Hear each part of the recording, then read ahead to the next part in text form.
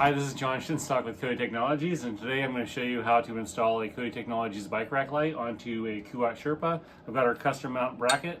We're going to install this and I'll show you how it's done. Your Kody Light is going to show up with the light itself, a couple of metal straps for attaching the light to your bike rack, a couple adhesive back pads for protecting your bike rack from the installation location of the straps, a bunch of cable ties for routing your cables, and some amazing cool stickers for installing on your bike rack, your bike itself, your refrigerator, or whatever you want to put it on. So for this job, you need a 9/16" wrench. You can use a ratchet, might be a better choice. I've got a nice tool that's one piece. And you'll need a flesh cutters or any kind of cutters for cutting into wires or cable ties. Or you could use a flathead screwdriver, but in my opinion, flathead screwdrivers should be used for chisels or for prying things open. So the bike rack light we're going to install is a single 16" sequential light. It's basically our small light. The installation is the same as with a medium-sized light, which is a double 12" or a large light, which is double 16". It's installed to the Sherpa bracket using a friction hinge, and the friction hinge just is pretty strong. It's kind of tough to adjust it. That's normal, but it'll be pretty easy to adjust once it's on the bike rack itself. So with the light installed, I've marked a location where the light's going to be installed, and I can remove the light. Next, I'm going to install the adhesive back pads to these locations. As you can see, there's a bunch. This is an old bike rack, so all these scratches is just from wear and tear and is not from the simple installation of the bike rack light. Next, we're going to peel the adhesive back pad from the protector, and we're going to install this. There's plenty of pad in the package, so you can just install that onto the rack. Okay, so now I've installed the light back onto the bike rack with the pads in place.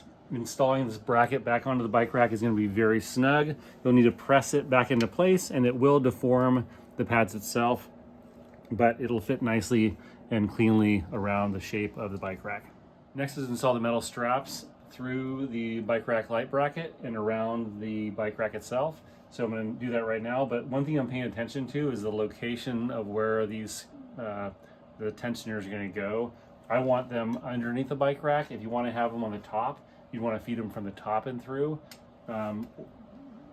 which would kind of be visible above the top of the bike rack. But I'm going to put them on the bottom. So the way I'm going to feed it is from the bottom this way. We go up through the first slot. We get a little extra slack. I'm going to bend it down and through the second slot, and this I'm going to work it through by pushing up. And then you can see now we're at the padded space, and now I'm going to line up the strap itself on this side here to where I want it. And now I can feed, and you can see I can feed the strap into itself. And I'm going to slide it to the farthest outside. This is wider is better. And then I can go ahead and feed the strap into itself.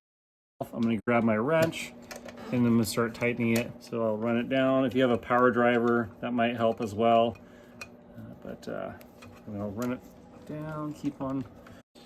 This would be much worse with a flathead screwdriver, as I'd be taking twice as long, and I would probably rammed the screwdriver into my fingers by now.